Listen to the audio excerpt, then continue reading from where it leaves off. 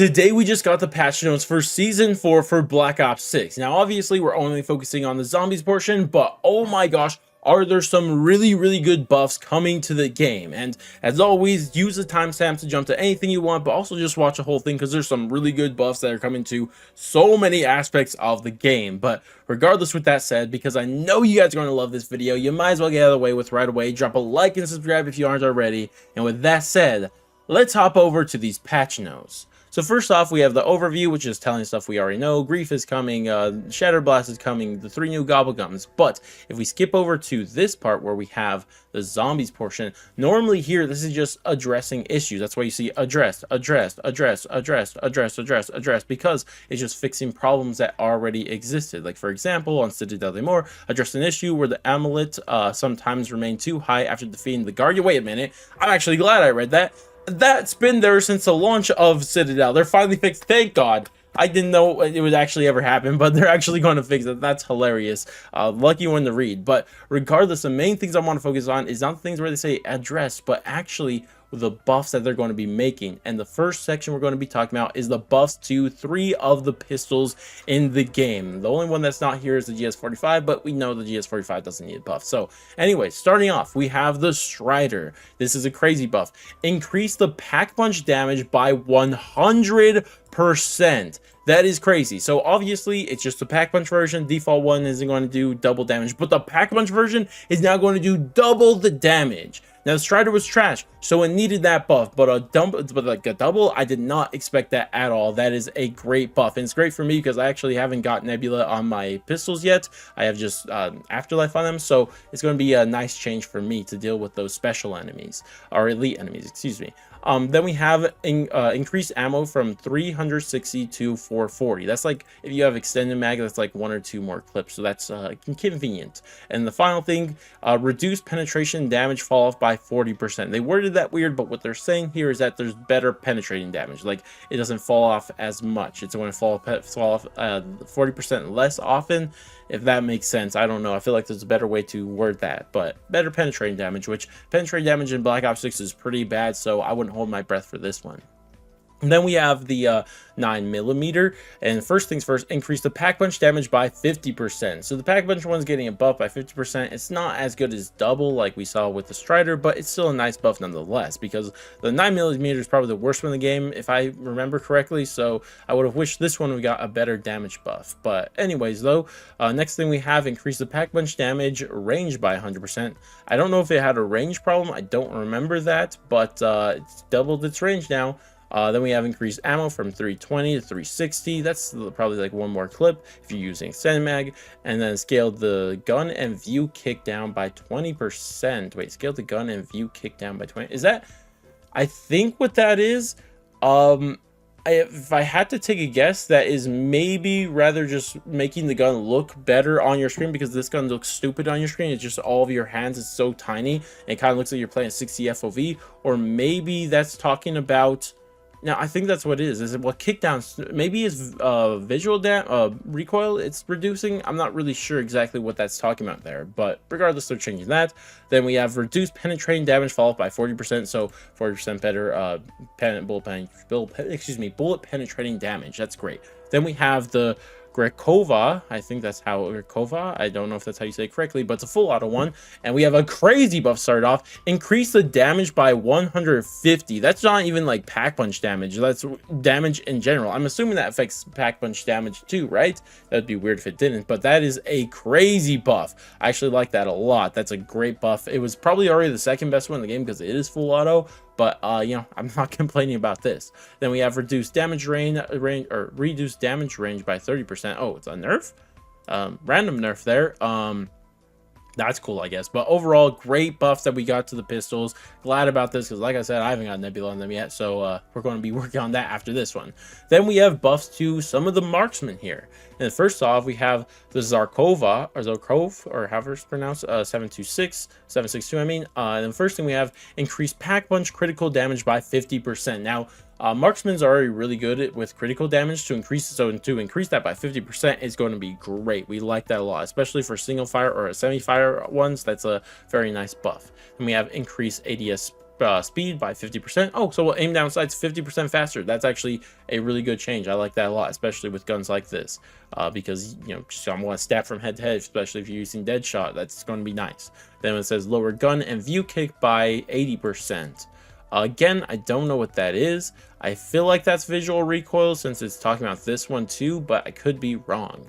Then we have the DM10. This one's the worst one. I hope this has a good buff. Increase the pack punch critical damage by 60%. It's nice. I'm not complaining. I was kind of hoping for a fire rate increase, but we'll take that nonetheless. Then we have the TR2, a DLC one. I actually have not used this gun in zombies at all, so I don't know if it needed a buff, but what it says is increase damage by 40% in general, not even pack punch damage. That's great to hear. Increase critical damage by 90%. That's great to hear. Again, not pack punch, that's just damage in general. And lower gun and kick view by 40%. So guys, again, don't know what that is, but overall, nice buffs that we're seeing to the marksman also. But that's not it, because initially you wouldn't really pay attention. Actually, wait, we have one more buff to go over. We have equipment buffs. First to the C4. C4 minimum damage is increased to 70, and its maximum damage is increased to 250. Now, it doesn't say what those were at before, and I don't know what those were at before, but since it's saying they're a buff, we're glad because it's saying increase, right? So that's a buff. Happy, because like the equipment is nice in this game, but isn't as good as Cold War's equipment. I don't think we're going back to Cold War's equipment here, but it is still nice to get a buff nonetheless. Then we have the frag mid. It says so frag mid range damage is increased to 150. Again, don't know what that was at before, so good, I guess. And then we have Semtex. Semtex interior damage increased to 250. That sounds good. I don't know. Again, I'll say it again. I don't know what they're before, but this is good to hear buffs. I love buffs in zombies. So those are it for all of the. Well, there's actually one more buff that I'm going to save for later, but there's actually another really cool thing that happened here, and that is with the mystery box. Yes, you heard it here first. The mystery box. Well, you didn't hear it here first, but anyways, the mystery box is getting a buff. And the first thing is actually fixing an issue, which is actually funny. I gotta read. Normally, I just want to read the second thing. But it says, address an issue where the mystery box could only produce a small subset of weapons. And I don't know if you guys saw this, but the funniest clip ever, there was this guy hitting the mystery box, and like for like 7 hits in a row, he got the Tanto over and over and over again. And I felt like there's something similar happening, not to that extent for me, but like you just felt like you couldn't get any guns. It was just like the same guns over and over again, and that was like really annoying, especially if you're trying to work on your camos in one game. And I'm just glad to see that they're now going to have a variety of weapons in the box, and you're not just going to get the same ones over and over again. So great stuff here. Love to hear that. That's a fix that we love to hear, because the mystery box is pretty bad in this game, but I'm glad to see they're fixing at least something of it. And the other change they're making, this is a buff, increase the weight for seasonal weapons in the mystery box. So they're just going to mean that your chances of getting a seasonal gun, like one from season 1, 2, 3, or 4, are higher than getting one from the launch of it. That's all it is. And I mean, that's nice, because it felt like you just wouldn't get them at all. I don't know if you guys try getting a DLC gun from the box. Like, I felt like I just couldn't get them at all. So that's nice, but I still feel like, you know, they could do this better, because I feel like what they should do with the seasonal weapons is that they would be locked to the map that they came out with. Like, all of the guns from season 3 would only be on the Shattered Veil, and then just same thing with all the other ones, right? That would be a nice way to, you know, not overpopulate the box, because the box is really overpopulated in this game, and it's just hard to get any specific gun you're aiming for. And if you just removed a lot of the DLC guns, because there's just way too many guns in the box now, I feel like that would make it a lot better. But this is at least something of a nice change. And in fact, I'm actually probably going to make a video on how I'd fix the mystery box in Modern Zombies in the short future, because I just thought of that idea. But regardless, though, great stuff to see that. And then the final thing is just an issue, addressing an issue with the zombie build weapons from the mystery box showing incorrect rarity when dropped. Whatever, glad they fixed that. But overall, a buff to the mystery box, not as crazy as I was hoping, but it's still better than nothing.